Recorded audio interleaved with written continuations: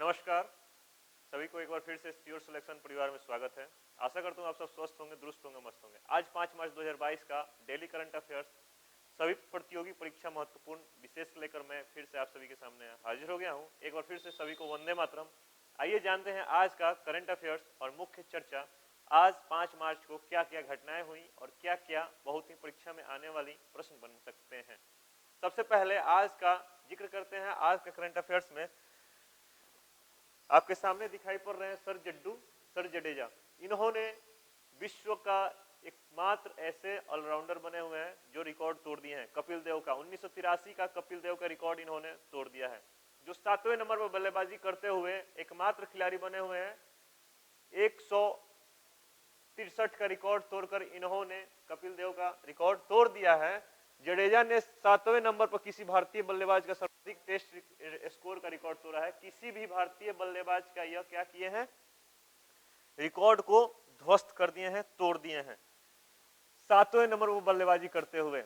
आगामी प्रतियोगी परीक्षाओं के लिए सबसे महत्वपूर्ण क्वेश्चन बन सकते हैं। ऑलराउंडर रविंद्र जडेजा, जिनको सर जडेजा के नाम से भी जाना जाता है, भारतीय बल्लेबाज द्वारा सर्वाधिक टेस्ट स्कोर बनाने वाला रिकॉर्ड तोड़ दिया है श्रीलंका के खिलाफ। यानी अभी जो मैच चल रहा है, टेस्ट मैच श्रीलंका के खिलाफ चल रहा है, उन्होंने ऐसा कर पारी में छक्का जड़कर 168 रन बनाते ही जडेजा ने यह उपलब्धि हासिल कर लिया है। पारी में 168 रन जब बनाए तो उन्हें यह उपलब्धि हासिल हो गया। यह रिकॉर्ड जो है कपिल देव का था, जिसको इन्होंने तोड़ दिया।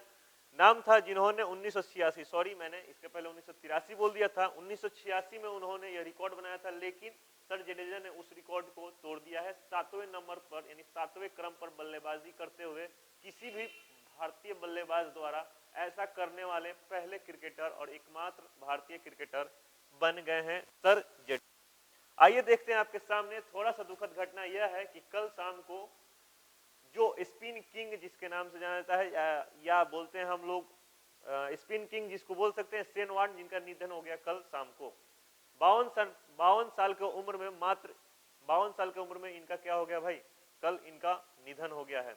यह जो है क्रिकेट में इनको बहुत ही सर्वाधिक उपलब्धि हासिल हो चुकी है, लेकिन बहुत ही कम समय में इन्होंने अपना देहांत हासिल कर लिया है। 52 वर्ष के उम्र में इन्होंने अभी तक 708 विकेट से अधिक सर्वाधिक विकेट ले चुके हैं, ठीक ना। इनको स्पिन किंग से नाम से, बहुत सारे नाम से इनको जाना जाता था। आइए जानते हैं थोड़ा सा कि शेन वॉर्न जो एक टीम बनाए हुए थे, हर एक क्रिकेटर अपना अपना एक टीम बनाता है, उसमें कौन कौन से भारतीय क्रिकेटर को इन्होंने शामिल किया हुआ था। शेन वॉर्न द्वारा चुनी गई महानतम भारतीय प्लेइंग 11, जो जिसमें भारतीय प्लेइंग 11 जो चुना गया था, किसको किसको इन्होंने रखा था। इन्होंने 2020 में ऐसा महानतम भारतीय प्लेइंग 11 चुना था। देखते हैं उसमें कौन कौन शामिल थे। उन्होंने उसमें रखा था, कप्तान बनाया था, और वीरेंद्र सहवाग, नवजोत सिंह सिद्धू, ओपनर चुना था, राहुल द्रविड़, सचिन तेंदुलकर, मोहम्मद अजहरुद्दीन, कपिल देव, नयन मोंगिया, हरभजन सिंह, अनिल कुंबले और जवागल श्रीनाथ अन्य खिलाड़ी थे। यानी 2020 का सर्वाधिक अच्छे खिलाड़ी, भारतीय खिलाड़ी का एक टीम बनाए हुए थे शेन वॉर्न जी, ऑस्ट्रेलियाई स्पिन बॉलर, ठीक है। उनके द्वारा ये क्रिकेटर जो है उसमें शामिल किए गए थे। नेक्स्ट देखते हैं आपके सामने। फार्मूला 1 ने रशियन ग्रां प्री के साथ खत्म किया कॉन्ट्रैक्ट। फार्मूला 1 जो है रेसिंग एजेंसी है, इन्होंने क्या किया है भाई, कॉन्ट्रैक्ट को समाप्त कर दिया है। क्या किया है, रशियन ग्रां प्री के साथ खत्म कर दिया है कॉन्ट्रैक्ट। यूक्रेन पर यह ऐसा हो रहा है, रशिया के साथ बहुत सारे कंपनियां साथ छोड़ रही है। कारण यह है कि रशिया यूक्रेन जो है वार चल रहा है, युद्ध चल रहा है, ऐसा किया जा रहा है और ऐसा वैसा हो रहा है। बीच फार्मूला 1 में पुष्टि की है कि उसने रशियन ग्रां प्री के साथ अपना कॉन्ट्रैक्ट समाप्त कर दिया है। इससे पहले फार्मूला 1 ने सितंबर में सोची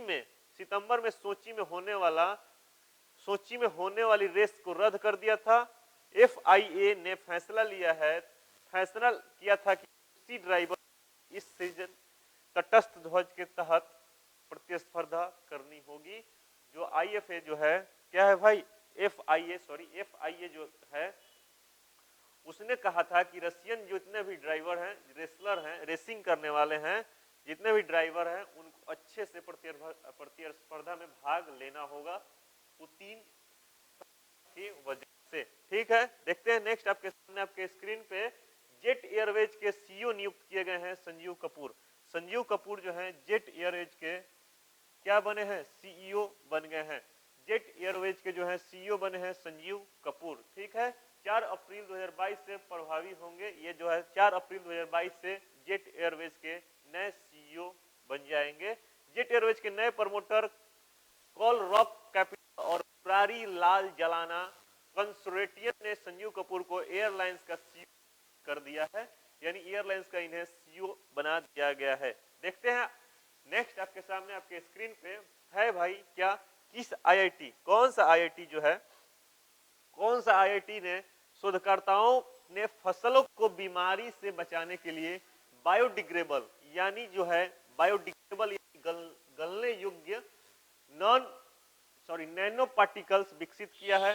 नैनो पार्टिकल्स विकसित किया है, वो कौन सा आईआईटी है, तो आईआईटी कानपुर के शोधकर्ता जितने उन्होंने क्या किया है भाई, फसलों को बीमारी से बचाने के लिए बायोडिग्रेडेबल नैनो पार्टिकल्स का क्या किया है, खोज किया है, इन्वेंशन किया हुआ है। देखते हैं नेक्स्ट आज का करंट अफेयर्स में, जापान की चिप निर्माता रेनेसा इलेक्ट्रॉनिक्स, कौन सा एक चिप निर्माता है, जापान की चिप निर्माता रेनेसा इलेक्ट्रॉनिक्स क्रॉप ने बेंगलुरु में ईवी इलेक्ट्रॉनिक व्हीकल जो होता है, इलेक्ट्रिक व्हीकल डिजाइन केंद्र स्थापित करने के लिए किस भारतीय कंपनी के साथ समझौता यानी साझेदारी किया है, टाटा एलेक्सी के साथ जो है जापान की एक चिप कंपनी जो है इलेक्ट्रिक व्हीकल के चार्जिंग पॉइंट को क्या किया है, स्थापित करने के लिए, क्या किया है, बेंगलुरु में स्थापित करने के लिए भारतीय टाटा एलेक्सी के साथ क्या किया है भाई, साझेदारी किया है, इक्विटी शेयर किया हुआ है।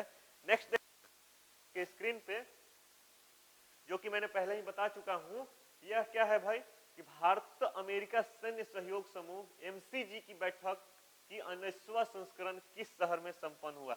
एमसीजी का बैठक भारत और अमेरिका का सैन्य सहयोग जो है एमसीजी का बैठक कौन से शहर में किया गया, सैन्य सहयोग जो है उसमें संपन्न हुआ वो है आगरा में किया गया। जानते हैं कौन कौन से लोग उसमें शामिल थे, भारतीय और अमेरिकी सैन्य सहयोग एमसीजी के बैठक में आगरा में, तो भारत की ओर से जो थे चीफ ऑफ स्टाफ कमेटी के प्रमुख air marshal B R Krishna थे। भारत के तरफ से चीफ ऑफ स्टाफ कमेटी के प्रमुख जो एयर मार्शल थे बी आर कृष्णा थे, और साथ में अमेरिका की तरफ से जो यूएस इंडो पैसिफिक कमांड के जो डिप्टी कमांडर थे, deputy commander lieutenant general Stephen D एस्केलेका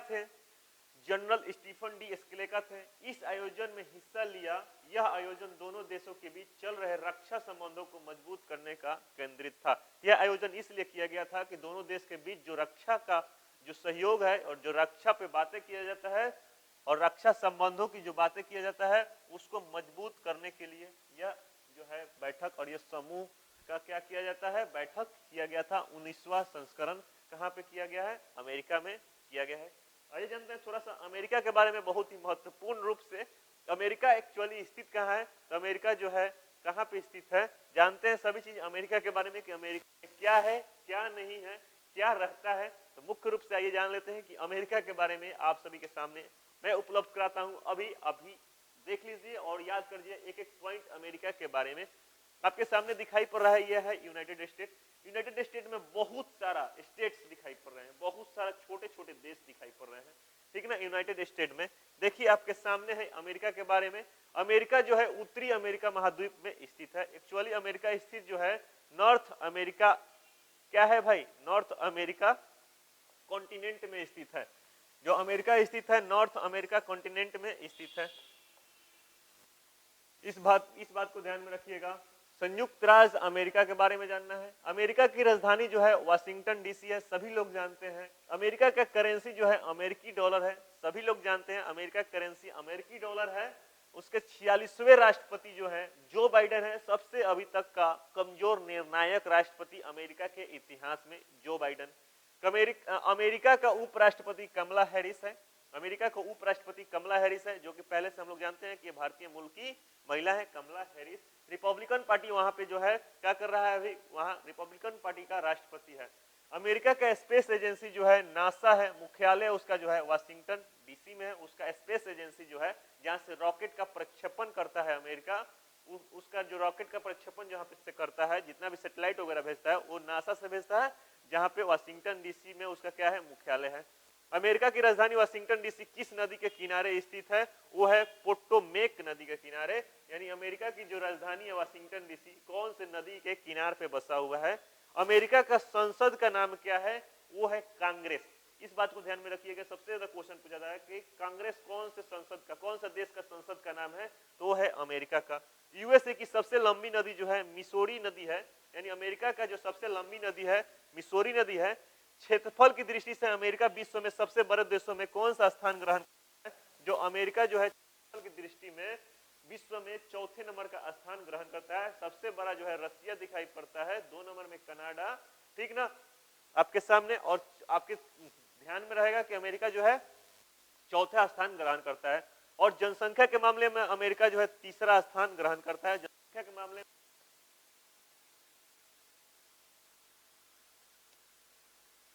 America है। अमेरिका का सबसे लंबा पर्वत जो है रॉकी माउंटेन है। रॉकी माउंटेन जो है सबसे लंबा, यानी डिस्टेंस में लगभग 76 किलोमीटर का लंबाई है इसका, 76 किलोमीटर का लंबाई है पर्वत का। अमेरिका की घास की मैदान का नाम जो है प्रेरी घास जो है अमेरिका का घास का मैदान का नाम है। पहला लिखित संविधान किस देश का है, तो पहला लिखित संविधान जो है अमेरिका का ही है। आगे देखते हैं अमेरिका के संविधान में क्या क्या लिखा गया है। अमेरिका के संविधान से क्या क्या भारत में लिया गया, भारत के संविधान को लिया गया है। भारत के संविधान को लिया गया है प्रस्तावना का विचार, यानी प्रस्तावना के विचार में भाषा ऑस्ट्रेलिया से लिया गया है, ठीक ना। मौलिक अधिकार, न्यायिक पूर्वावलोकन, संविधान की सर्वोच्चता, न्यायिक पूर्वावलोकन, संविधान की सर्वोच्चता, निर्वाचित राष्ट्रपति, न्यायपालिका की स्वतंत्रता, न्यायिक अधिकार, सर्वोच्च न्यायालय का प्रावधान, मोना लोआ ज्वालामुखी। इस बात को ध्यान में रखिए, इससे पहले मोना लोआ आ गया। ध्यान में रखिए कि मौलिक अमेरिका के संविधान से हम लोग के संविधान में क्या क्या लिया गया है, तो मैंने अभी बताया प्रस्तावना का विचार लिया गया है, मौलिक अधिकार लिया गया है, न्यायिक पूर्वावलोकन लिया गया है, संविधान की सर्वोच्चता लिया गया है, निर्वाचित राष्ट्रपति लिए गए हैं, न्यायपालिका की स्वतंत्रता लिया गया है, न्यायिक अधिकार लिया गया है, सर्वोच्च न्यायालय का प्रावधान लिया गया है। अब जानते हैं कि वहां के ज्वालामुखी है कहां पे स्थित है, उसका नाम है मोना लोआ ज्वालामुखी। कहां स्थित है, मोना लोआ ज्वालामुखी जो स्थित है वो अमेरिका के हवाई द्वीप में स्थित है, हवाई द्वीप में स्थित है। देखते हैं हम लोग आगे, देखते हैं अमेरिका के बारे में तो सभी चीज समाप्त हो गया। आगे देखते हैं कि किस ने प्रतिबंधित रूसी संस्थाओं को बैंकिंग माध्यम के जरिए भुगतान करने पर रोक लगा दिया है। अब भाई भारत के बैंक भी क्या कर दिए हैं, रूसी संस्थानों, रूसी बैंकिंग संस्थानों को क्या कर दिया, उस पर रोक लगा दिया है। वो है एसबीआई, ठीक ना, स्टेट बैंक ऑफ इंडिया। जानते हैं एसबीआई के बारे में, थोड़ा सा सुनिएगा एसबीआई के बारे में, कब इसकी स्थापना हुआ और एसबीआई में कौन कौन से बैंक समा गए हैं, कौन कौन सा बैंक इसमें चले गए हैं। इसका जो फाउंडेशन हुआ है एसबीआई का वो किया गया है 1 जुलाई 1955 को, 1 जुलाई 1955 को इसका फाउंडेशन हुआ है। 1 जुलाई 1955 को इसका क्या हुआ है भाई, न्यू रखा गया, ठीक ना, इसका न्यू रखा गया है। 1 जुलाई 1955 को इसका न्यू रखा गया है, ठीक ना, स्टेट बैंक ऑफ इंडिया। इससे पहले इसमें कौन कौन सी बैंकें आई हैं, इससे पहले इसमें जो है इंपेरियल बैंक ऑफ इंडिया आ गई है। इंपेरियल बैंक ऑफ इंडिया 27 जनवरी 1921। दूसरा नंबर आया है बैंक ऑफ कलकत्ता, क्या, बैंक ऑफ कलकत्ता। तीसरा नंबर आया है bank of Bombay. Bank of Calcutta का जो न्यू रखा गया 2 जून 1806 में। 3 नंबर पे जो आया है बैंक ऑफ बॉम्बे, क्या है, bank of Bombay, bank of Bombay, ठीक है। उसके बाद आया है bank of Madras. State bank of India में ये चारों बैंकें क्या है, इसमें अंदर इसके अंतर्गत आ जाती हैं। Imperial bank of India, bank of Calcutta, bank of Bombay और बैंक ऑफ मद्रास। इसका हेडक्वार्टर आप लोग पता है कि MC road Nariman point Mumbai Maharashtra में है। कहां पे है भाई? स्टेट बैंक भवन महाराष्ट्र में है, मुंबई में है। इसका जो है हेडक्वार्टर मुंबई में स्थित है। इसका लोकेशन जो है सबसे बड़ा अभी अंतरजाल जो है bank of India, sorry state bank of India का है, एसबीआई का है। इसका बहुत सारा ब्रांचेज है, 22,219 ब्रांचेज हैं, बहुत सारा एटीएम है, 62,617 एटीएम है। और इसका इंटरनेशनल में बहुत सारा 229 गो बैंकेज एटीएम चलती हैं, बाहर में भी चलती हैं। इसका ब्रांचेज जो है 31 गो दूसरे देश में ब्रांचेज है एसबीआई का। ठीक ना। इसका की पॉइंट जानना है कि मुख्य बात सबसे ज्यादा क्या पूछा जाता है? पूछा यह जाता है कि इसका चेयरमैन कौन है। दिनेश कुमार खरा जो है एसबीआई का चेयरमैन है। दिनेश कुमार खरा जो है एसबीआई का चेयरमैन है। दिनेश कुमार खरा एसबीआई के चेयरमैन है। ठीक ना। इस बात को ध्यान में रखिएगा कि एसबीआई का चेयरमैन कौन है? दिनेश कुमार खरा। देखते हैं नेक्स्ट आपके सामने आपके स्क्रीन पे, जो कि बहुत ही महत्वपूर्ण है। 100वें टेस्ट मैच खेलने वाले देश के 12वें खिलाड़ी बन गए हैं। देखिए कल से टेस्ट मैच का शुभारंभ हुआ है, इंडिया और श्रीलंका। इसी बीच भारत के विराट कोहली, पूर्व captain Virat Kohli, test captain Virat Kohli, वो 100 टेस्ट मैच खेलने वाले 12वें खिलाड़ी बन गए हैं। इससे पहले कौन कौन से खिलाड़ी जो हैं 100 टेस्ट मैच पूरा कर चुके हैं, आपके सामने लिस्ट पड़ा हुआ है। भारत के सचिन तेंदुलकर हैं, राहुल द्रविड़ हैं, वीवीएस लक्ष्मण हैं, अनिल कुंबले हैं, कपिल देव हैं, सुनील गावस्कर हैं, वेंगसरकर हैं, सौरव गांगुली हैं, ईशांत शर्मा हैं, हरभजन सिंह हैं, वीरेंद्र सहवाग हैं। इसमें कपिल देव एकमात्र ऐसे ऑलराउंडर हैं जिन्होंने 100 टेस्ट मैच खेला हुआ है। 100 टेस्ट मैच खेला हुआ है। और ये विराट कोहली जो है मोहम्मद अजहरुद्दीन की क्या किए हुए हैं? रिकॉर्ड को तोड़ दिए हैं। मोहम्मद अजहरुद्दीन जो है 99 मैच का टेस्ट मैच खेले हुए हैं, उनका यह रिकॉर्ड तोड़ दिए हैं। ठीक ना। उन पे प्रतिबंध लग गया, इस वजह से 100 मैच नहीं खेल टेस्ट मैच। आगे देखते हैं, भारतीय वायुसेना इंडियन एयरफोर्स द्वारा वायु शक्ति अभियान, क्या वायु शक्ति अभियान का आयोजन कहां किया गया? वो किया गया है पोखरण में। कहां पे भाई? पोखरण में जो है भारतीय वायुसेना द्वारा पोखरण में क्या किया गया है? इसका अभियान का शुभारंभ किया गया है। पॉइंट जानते हैं थोड़ा सा। इस पे मुख्य अतिथि के रूप में प्रधानमंत्री जाने वाले हैं। हमारे देश के प्रधानमंत्री इसके मुख्य अतिथि के रूप में जाने वाले हैं। कहां पे हो रहा है? पोखरण में, राजस्थान के पोखरण में। इसमें वह अपनी तैयारी का हर पहलू का प्रदर्शन करती है। पिछली बार 2019 में यह अभ्यास हुआ था। इसमें एयरफोर्स जो है अपनी तैयारी का हर शैली दिखाती है कि हमारे पास ये कैपेसिटी है, हम ये कर सकते हैं, हम ये कर सकते हैं। इंडियन एयरफोर्स वही दिखाएगी। ठीक ना। तो वही दिखाने वाली है। क्या चीज? वायु शक्ति। ये होने वाला है भाई पोखरण राजस्थान में। मुख्य अतिथि हमारे देश के प्रधानमंत्री। इसके पहले कब हुआ था? 2019 में हुआ था। नेक्स्ट देखते हैं, भारत में ultra high net worth Indian visuals, ultra high net worth Indian visuals यानी UHNWIS की संख्या 2021 में 11% सालाना बढ़कर 135 हो गई हैं। यानी अब जानना है कि थोड़ा सा कि हमारे देश जो है अरबपतियों की संख्या में तीसरे नंबर पे आ गया है। अरबपतियों की संख्या में तीसरे नंबर पे आ गया है। ठीक है ना। अब पहले जो था कम थे, अब अरबपतियों की संख्या 145 अरबपतियों की संख्या। पैसिफिक एपैक क्षेत्र में भारत से प्रतिशत वृद्धि हुई है और एशिया पैसिफिक में सबसे अधिक प्रसिद्धि हुई है, यानी दिखाई पड़ रही है। जिनकी कुल संख्या संपत्ति 30 मिलियन यूएस डॉलर से अधिक है, 226 करोड़ रुपए। इस रिपोर्ट में भारतीय शहरों की शुरू में अधिक क्या है भाई?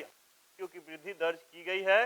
बाद में दूसरे स्थान पर दिल्ली और तीसरे पर जो है मुंबई है। ठीक है ना।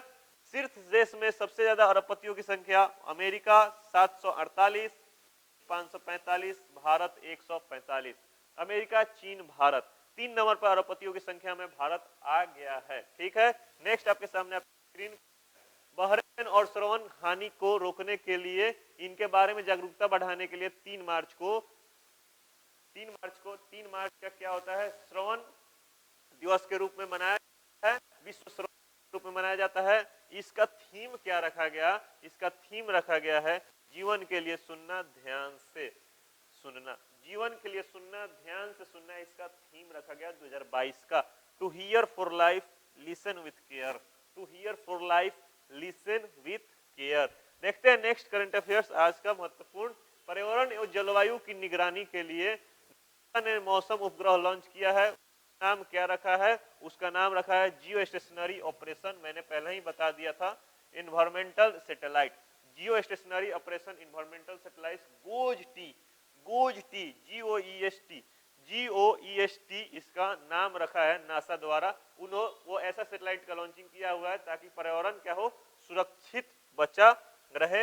नेक्स्ट आपके सामने आपके स्क्रीन पे है, IIT रुड़की की ओर से national mission of clean Ganga के पूर्व महानिदेशक को किस अवार्ड से सम्मानित किया गया है? अभी गंगा मिशन के तहत क्या है, यूक्रेन में फंसे विद्यार्थियों को भारत में लाया जा रहा है।